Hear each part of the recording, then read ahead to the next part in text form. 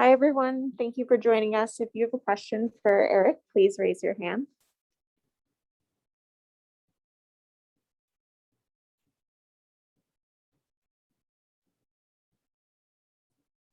Kareem. Hey, what's up, Eric? Hey, Kareem. Eyes on the road. That's why I had to figure out how to use this one. How do you find the little hand on this one?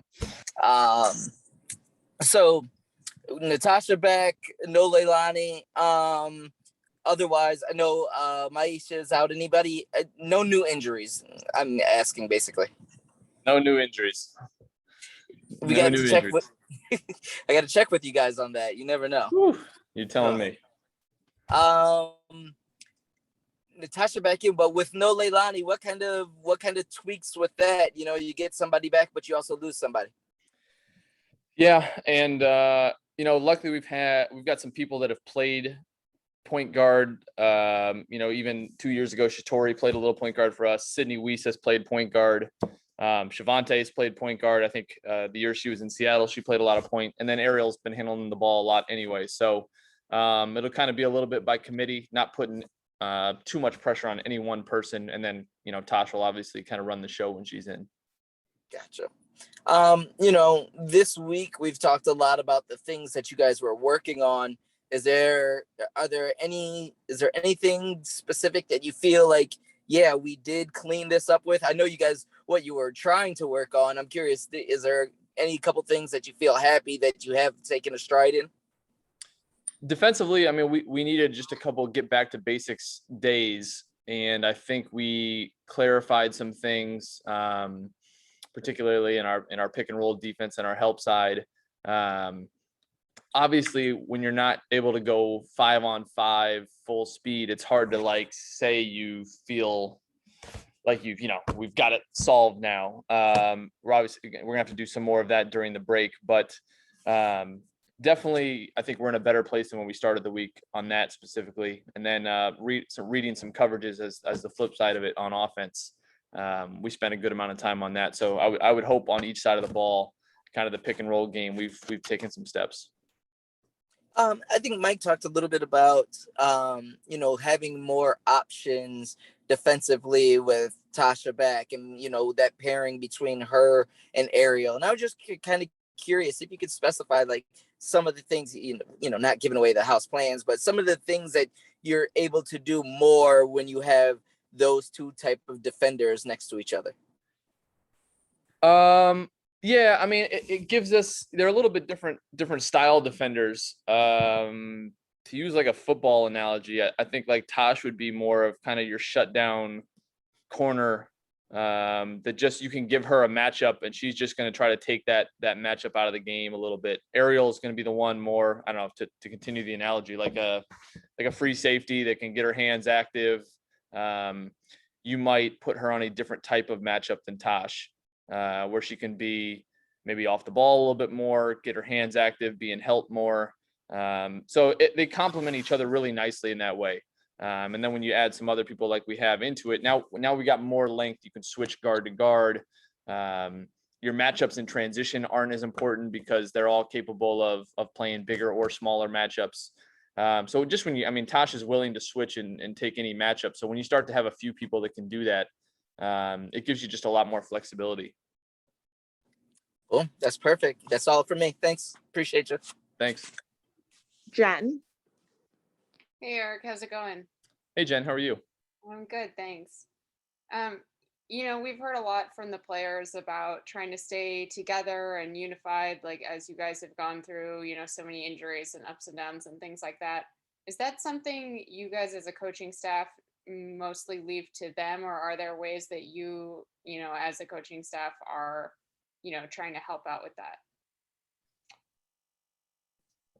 I would say we try to help with that every day. You have to create, even just in practice, before you get to any off the court stuff, you have to create situations where they have to learn how to connect. Even sometimes as coaches, we got to take a step back in practice in terms of doing the talking for them, especially when we're working on defensive stuff, and put them in positions where they got to decide what's the correct thing to say and how do you talk to your teammates. not always giving them the answer or giving them what they should be saying, but making them think, okay, what would you call in this situation? Why? Who are you saying it to? So we're talking about like on-court chemistry. That's really what we're talking about.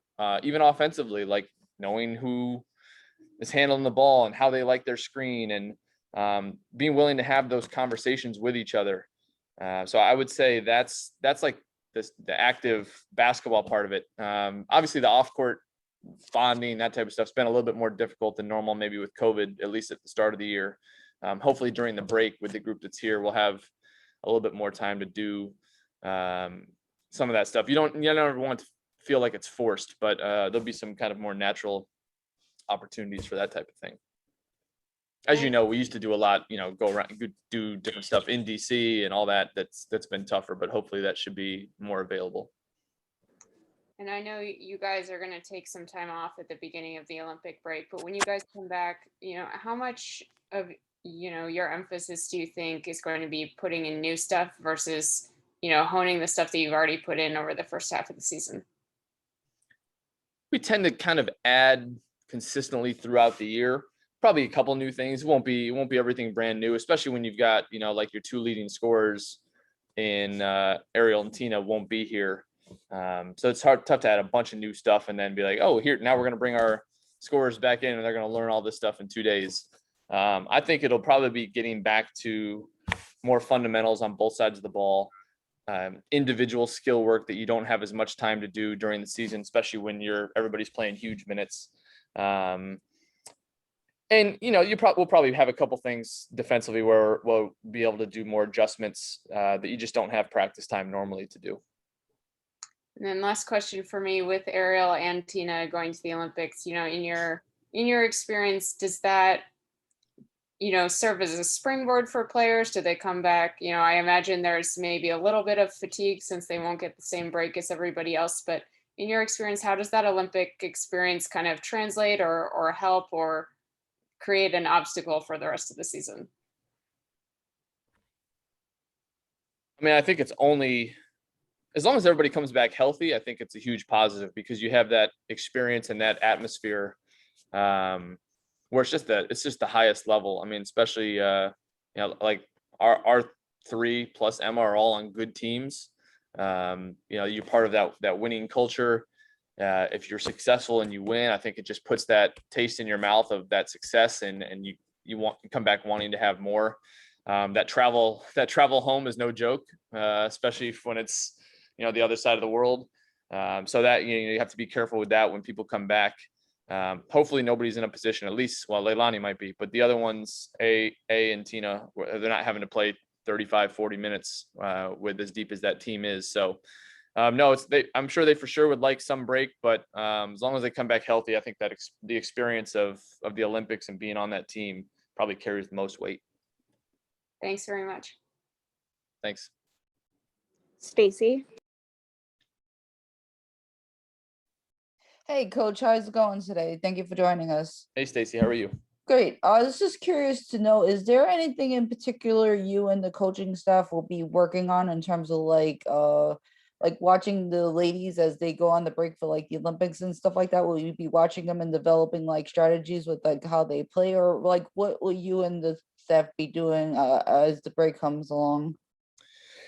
Yeah, we've been kind of trying to put together a plan for everybody while they're gone, this first part of the break, the ones that will be coming back during the break, putting a plan to make sure that their bodies are able to recover and stay in shape the way they need to when they're not directly under the care of our people here.